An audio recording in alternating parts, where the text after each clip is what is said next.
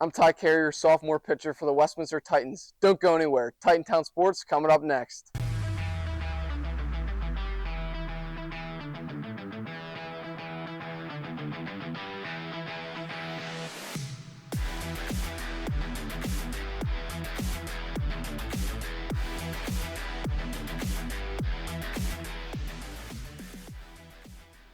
Welcome back inside Titantown Studios. I'm Tom Ruck, joined alongside Braylon Juzak at Season 3, Episode 12. Welcome back in.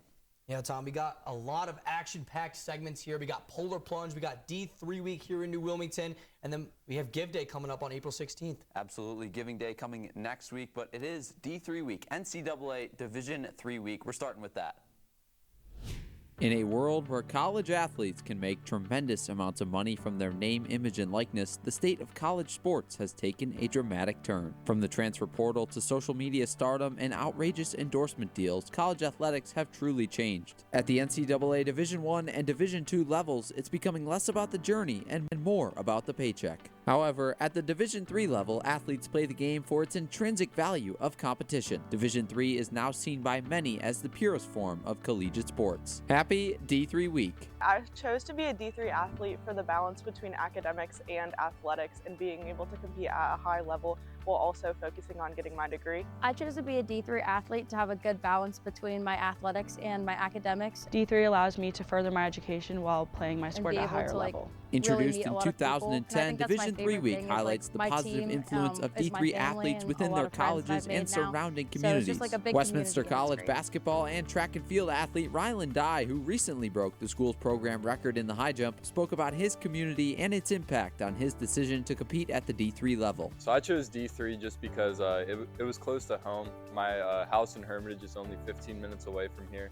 So this school was the perfect fit. I like a small environment, so it was very, very nice to just be close to home and have a small environment. With a schedule that prioritizes academics and the true student-athlete experience, Division III is becoming increasingly popular. Over the past decade, D3 participation has increased by 11%, reaching more than 210,000 student-athletes last year. So I chose to be a Division III athlete because it allowed me to balance both academics and athletics. As a biochemistry major, it was a pretty done deal. I chose to go D3 because I wanted to keep playing the sport that I love while focusing on my education at the same time. The sense of togetherness is another factor that makes a huge difference. D3 sports help athletes connect to their campus in meaningful and enjoyable ways. My favorite thing about being a D3 athlete is the tight-knit bonds that are created throughout the team.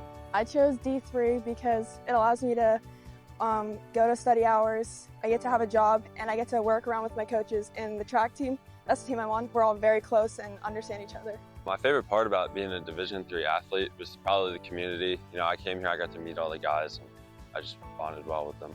Passion and competitiveness are attributes of the athlete in the D3 student-athlete paradigm. NCAA Division III athletes are often seen as the only collegiate athletes left playing strictly for the love of the game. This week, we celebrate and observe D3 athletes and the contributions they make in their environments. For WCN's Titantown Sports, I'm Tom Rook. Division III makes up the largest segment of NCAA athletes. That's about 37.7% of all NCAA athletes are Division III, Braylon. Yeah, I mean, 210,000 athletes nationwide, 440 schools, Tom. Pretty impressive. Coming up on April 16th is Giving Day, and Jacob Rhodes put together a nice little video for the broadcast department. Westminster College has always been a place where voices are discovered. For decades, broadcasting at the college's radio and television stations has shaped students into confident leaders, communicators, and professionals. For many alumni, broadcasting was where they found their passion. Titan Radio and WCN weren't just extracurriculars, they were classrooms, labs, and launch pads. My name is Constantine Kalor, the class of 2022. Working with Titan Radio and broadcasting at Westminster College gave me the skills to be able to start my own videography and film business. And as a competitive athlete in Westminster's swimming and diving program, they gave me the skills to help promote that sport throughout the rest of the school. Hey everyone, Jason Mackey here. I work for the Pirates now, but it wasn't too long ago that I was in your shoes, talking on Titan Radio and the Westminster Cable Network. Those experiences taught me so many valuable skills, the technical side of broadcasting, as well as having an on-air presence. But it also gave me real-world experience. Stuff that I think about every day in my job now with the Pirates, 93.7 The Fan, KDK TV, Sportsnet Pittsburgh. That's why you should consider participating in Give Day coming up on April 16th. Working at the Westminster Cable Network helped me realize what I want to do with my future. Directing the sports broadcast, award shows, and creating my own game show allowed me to not only experience these jobs in a real-world situation, but also put my personal touch on them. It provided me with more experience than I ever thought it would. That impact continues for Westminster students today.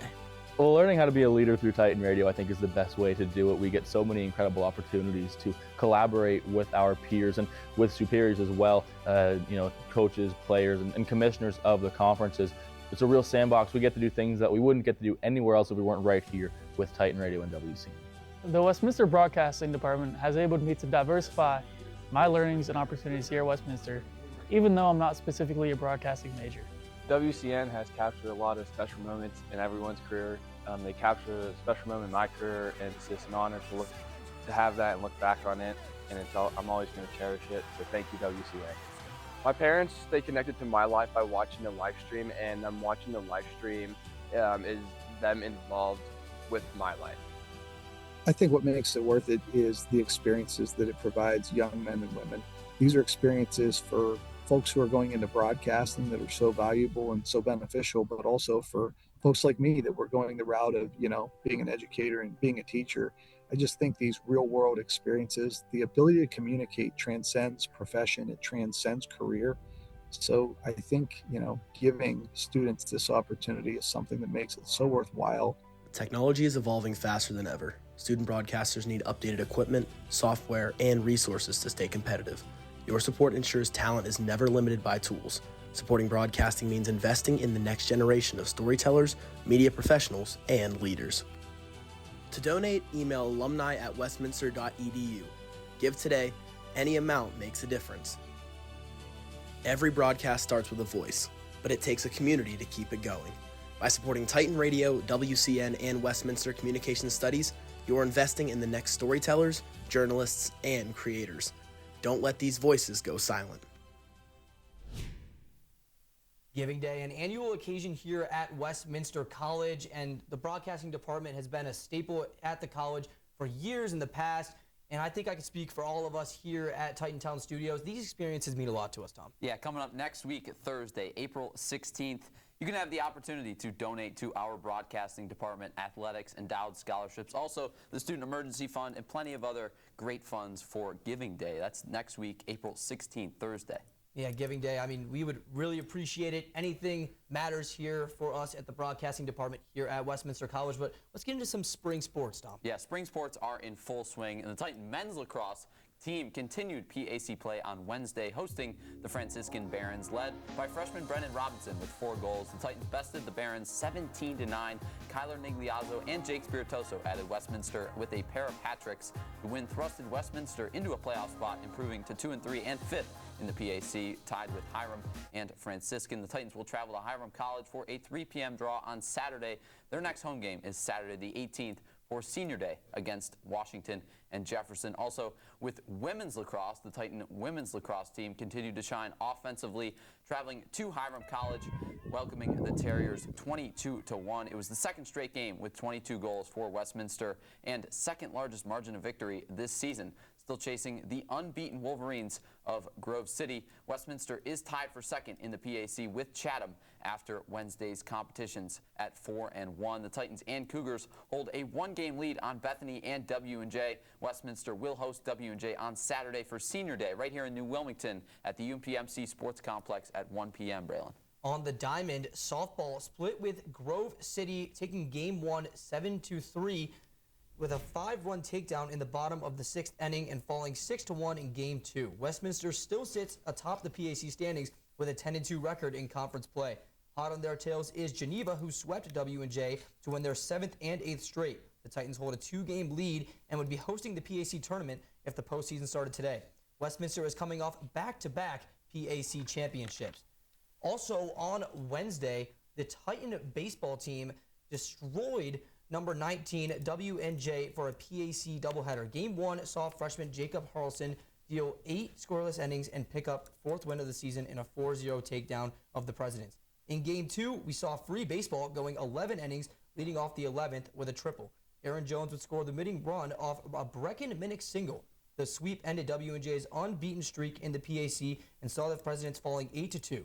Westminster leapfrogged the PAC favorites and now sit atop the conference at 9-1.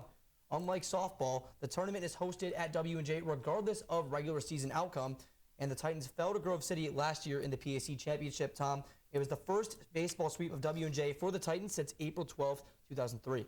That's pretty incredible if you ask me. Pretty also incredible that Westminster women's lacrosse back-to-back 22-goal performances. Can you believe that? 22 goals, double 44 in 2 games is pretty incredible, Tom. Just one softball win away yesterday from a complete sweep across the board on Wednesday afternoon's games for baseball, softball, men's, and women's lacrosse. Just great Titan performances for sure. Yeah, we love to see that across the campus. Love campus sweeps here. And now we will head into a baseball versus W&J recap.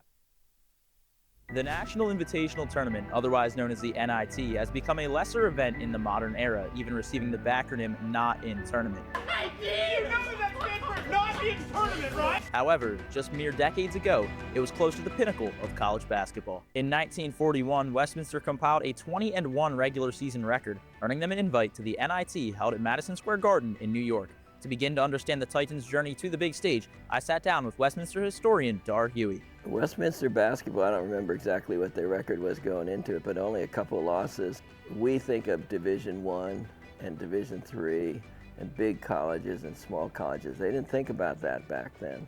So Westminster played Oklahoma State, Oklahoma, Pitt, Duquesne, St. Francis, all kinds of schools that we thought we'd never play now. With the best record in the Keystone State, Westminster were named the Pennsylvania State Champions, featuring impressive wins over Pitt, Youngstown College, and Slippery Rock, as well as their best record since 1899. Westminster were deserving of their nod as one of the 8 teams to play in the NIT. Duquesne, a Western PA rival, also qualified, along with the City College of New York, University of Virginia, Seton Hall, Rhode Island, Ohio, and Long Island University, who Westminster would meet in the first round. Long Island University was a really prominent team in that era. It was coached by Claire B., which is very interesting. The most popular children's sports books early on were the Chip Hilton stories. And Claire B. was actually the author of those. He was a very successful basketball coach, but he was probably more famous for that than coaching. Westminster great Charles Buzz Riddle was the Titans' leading scorer in 1940, but saw limited minutes at the Garden due to a lower extremity. Westminster ultimately fell to LIU 48-36 in front of an impressive crowd size at Madison Square Garden, much different than the smaller atmosphere here at Old 77, the Titans' old gymnasium. When they played their home games, they played at Old 77. You know, there used to be bleachers on the west end, aren't there anymore. But then, of course, people could sit up in the balcony or stand up in the balcony or lean over the balcony. To go from playing in front of maybe 250 people in Old 76, it's almost humorous to say it. Apparently the crowd in Madison Square Garden was 18,500. The LIU Blackbirds would go on to win the NIT title over Ohio 56-42, their second NIT crown in 3 years. Despite the season-ending loss to the eventual champions, the trip to the Big Apple for Westminster was more than just basketball. For many players, it was their first trip away from the rural land of western Pennsylvania. The team stayed in the luxurious Hotel Piccadilly, a landmark of New York City in the 30s and 40s, and was an unbelievable experience for the athletes. They got on the buses here in New Wilmington at 6 o'clock in the morning and arrived in New York City at 6 o'clock at night. And they stayed in the Piccadilly Hotel, and you can imagine for a bunch of country boys from western Pennsylvania, I'm sure it was, I don't know this, but I'm guessing it's the first time any of them had ever been that far away or to New York City. Yeah. Today, it might seem unbelievable that a small team of Titans can hang with the nation's biggest and best. But that being said, that's just the magic of March. It's full of madness. And in 1941, the Westminster team that finished with just 2 losses had a season that was absolutely absurd. I'm Ethan Kurtz in New Wilmington for WCN's Titan Town Sports. Some really neat Westminster basketball history right there, taking on Long Island University in the NIT Tournament. Braylon, Long Island, coached by Claire B., a Naismith Memorial Basketball Hall of Famer. I mean, Long Island Sharks, they made the tournament this year as a 16 seed. Unfortunately, didn't go their way against Arizona, but back in the day, the NIT was was really what we look at March Madness is now. Back then, they were the LIU Blackbirds, no Shark Tank back then. But, you know, the NIT, they were actually the last team to be the consensus champion voted amongst them by winning the NIT. Yeah, that's crazy. I mean, you look at that team, right? Long Island, coached by Claire B. He was credited for that 24-second shot clock and the 3-second rule in NBA Today. Pretty crazy. Yeah, that's pretty big for the game of basketball in general, not just the LIU Blackbirds back in the day, but game of basketball in general. We will now head to View from the Tower. Ethan is on top of Old Main and ready to go. Thank you, Braylon. Thank you, Tom. I'm Ethan Kurtz, currently on top of Old Main here on the Westminster College campus. The perfect spot for a view over the high school sports landscape in Lawrence and Mercer counties. This week, there's more baseball and softball action, so let's get right into it.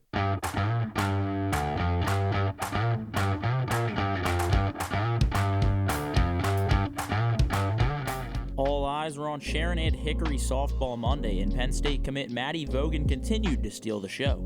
Vogan tossed an unbelievable 17 Ks, giving up just 3 hits and allowing 0 runs. She also went yard with her 31st career home run, a solo shot in the 3rd inning. AJ Jarzav tossed 8 Ks for Hickory, but Vogan made the difference as Sharon win it 2-0.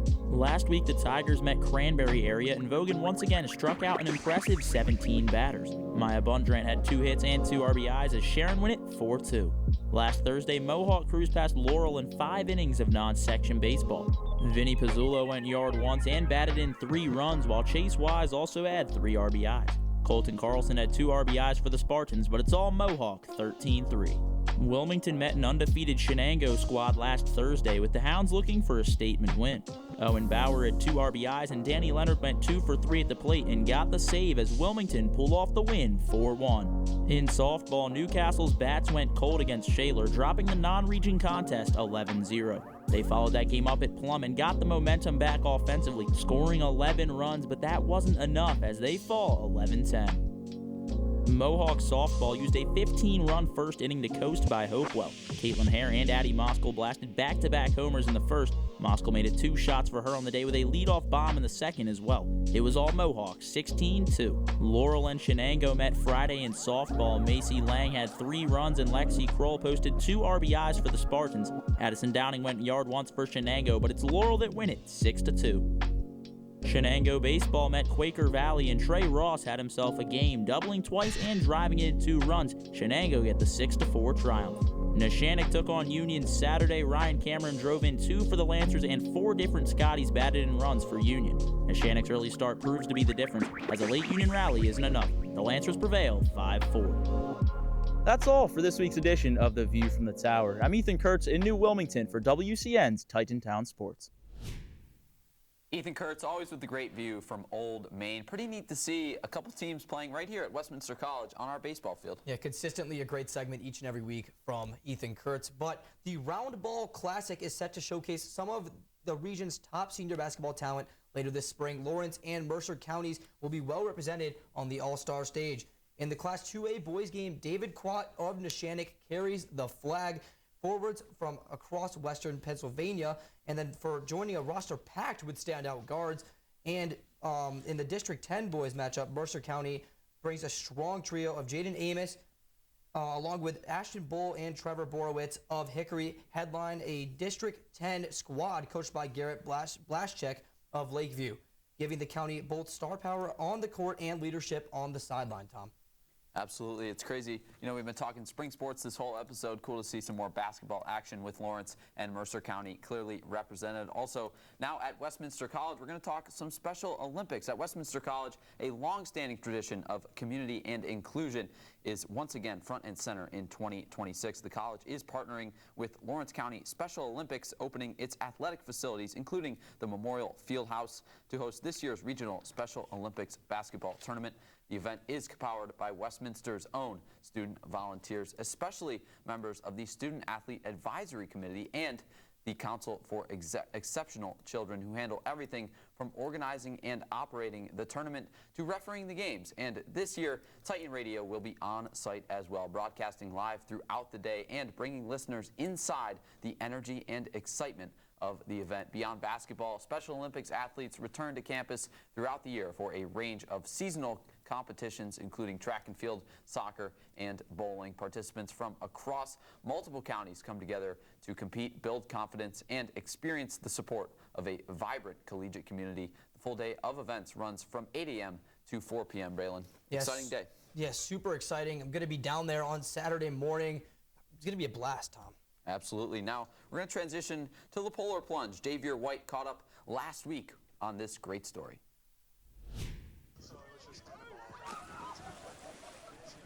On Thursday, March 26th, Westminster College hosted its first ever Polar Plunge. Students and staff members took a splash for a good cause. Courtney from Polar Plunge actually reached out to us and said, hey, would you want to do this? And I said, absolutely. Then we reached out to obviously our athletes as well as our SGA president, jumped in as well. So we kind of got the whole campus involved. So we're just happy to raise money for a good cause. The money being raised for this year's Polar Plunge is going to Special Olympics. The Lawrence County is hosting this year's Special Olympics at Westminster College.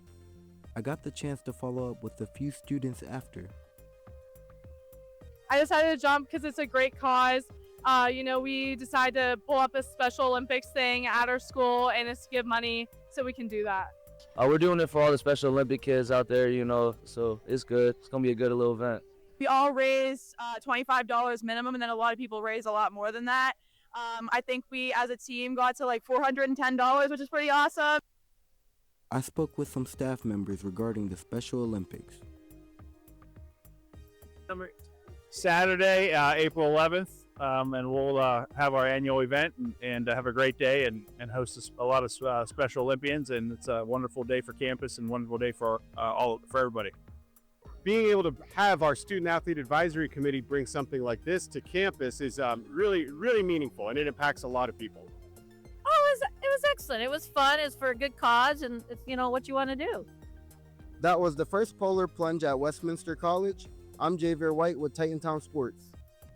Student Athlete Advisory Committee hosted the Polar Plunge on campus last week. Registration was free, and anyone wishing to participate in the plunge had to raise at least $25, and participants who personally raised $50 received a free Westminster Polar Plunge t-shirt. Proceeds going to Special Olympics. They raised just under $9,000. Yeah, awesome stuff. Just a fun activity for such a great cause in the Special Olympics, Tom, and even our staff members got in on the action as well. So Absolutely. That was good to see. Yeah, now it's a show favorite. It's our Titantown Sports Athlete of the Week. This week, it's going to Jacob Harrelson, the freshman on the Westminster baseball team, striking out 9 and giving up 0 runs en route to a 4-0 sweep of number 19 ranked W&J. Jacob Harrelson is this week's Titantown Sports Athlete of the Week.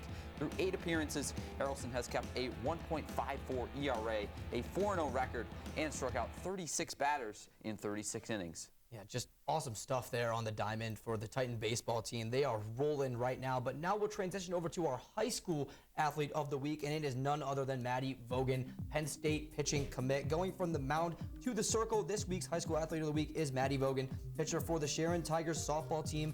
Vogan is one of the higher touted prospects in Western Pennsylvania. In 2 games this week, Vogan punched out 34 batters and also sending 1 over the fence for a home run. That is just one of her 31 career home runs, Tom, and she's heading that down to Penn State. She's going to be great there as well. Just a dominant athlete for sure. We spoke about this coming weekend, Saturday with Special Olympics. Also, this week, Sunday on April 12th at 9 a.m., the Westminster community will gather on the Bury Stadium track for the Matthew Davis Memorial Runathon, an event created to honor the life and legacy of Westminster student Matthew Davis and to raise funds for the Matthew Davis Memorial Scholarship. Davis, a junior music major, a brother of Theta Chi, and a member of the Westminster cheer team, passed away in January. April 12th would have been his 21st birthday, a milestone he had planned to celebrate by running 21 miles. In his honor, Leah Buchan will take on that challenge herself, competing all 21 miles or 84 laps around the track. Participants are invited to join her for any portion of the run as they celebrate Davis's passion for running and his impact on those around him. The event is organized by Davis's friends and cheer teammates with support from Westminster College's cheer team and his family. Supporters can sponsor a runner, donate in their own name or someone else's, or simply attend to cheer on the participants. Registration opens at 8:30 a.m. and all proceeds will benefit the Matthew Davis Memorial Scholarship.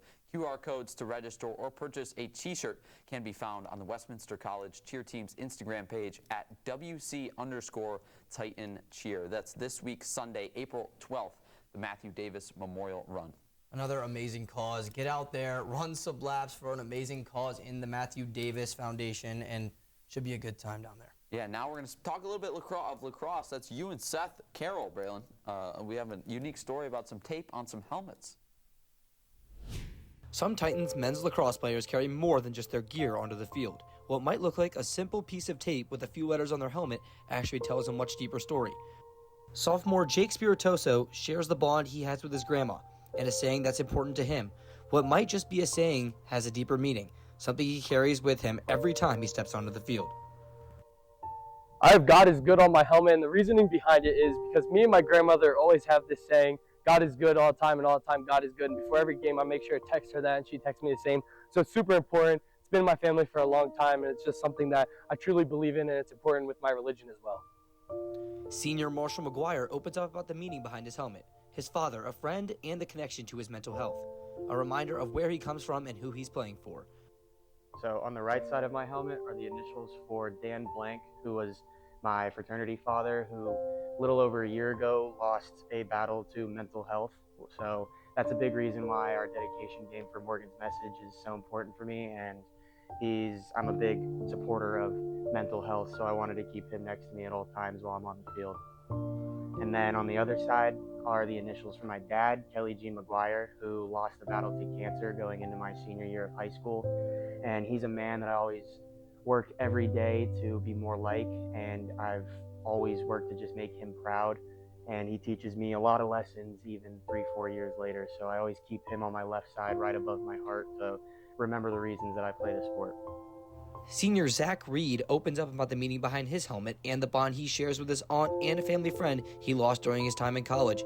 What may look like just a few letters carries a weight far deeper than the game, a reminder to the people who shaped him and the impact they continue to have on his life. On this side of my helmet, I have ANR. It's for my aunt. I lost her a couple years ago when I was a sophomore here. So I have that on my helmet to dedicate how I play to her. And then on this side, I have KRS. It's a good family friend of mine. His name's Kevin. We lost him my freshman year. Both of them were to suicide, which is why the Morgan's Message game is so meaningful to me. A unique part of the game of lacrosse that a lot of people may not know. A piece of tape that can carry a legacy on and off the field. For Titantown Sports, this is Braylon Juzak and Seth Carroll.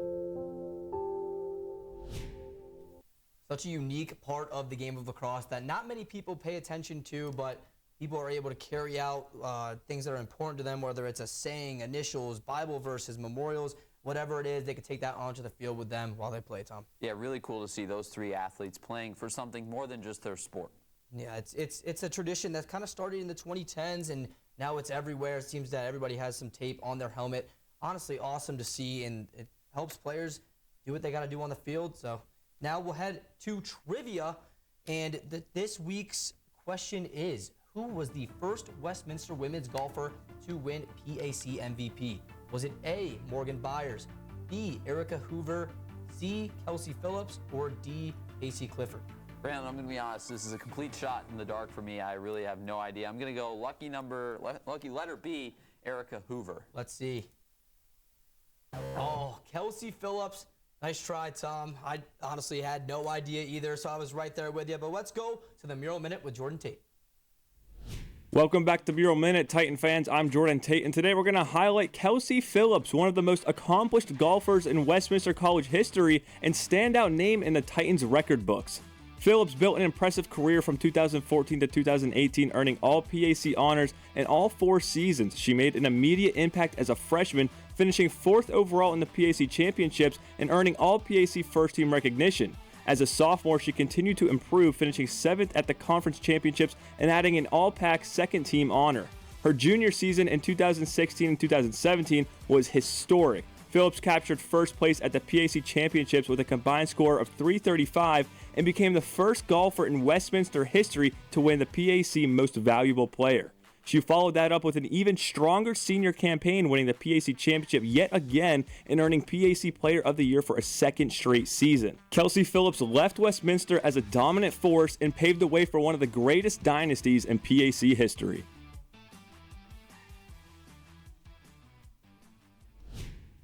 One of the greatest dynasties in PAC history for sure. Jordan Tate on the Mural Minute. Braylon, I got to ask, how's your golf skills? No, I'm not too bad myself. I could get rid of that slice into the woods every once in a while off the tee, but other than that, my approach game's been looking pretty good. So we'll see this summer, Tom. Gotta maybe take some lessons from Kelsey Phillips. Who knows? That's it this week. Titan Town Sports. We'll see you next week. I'm Don Prozzoly, brother of Phi Kappa Tau. That was Titan Town Sports. Thanks for watching.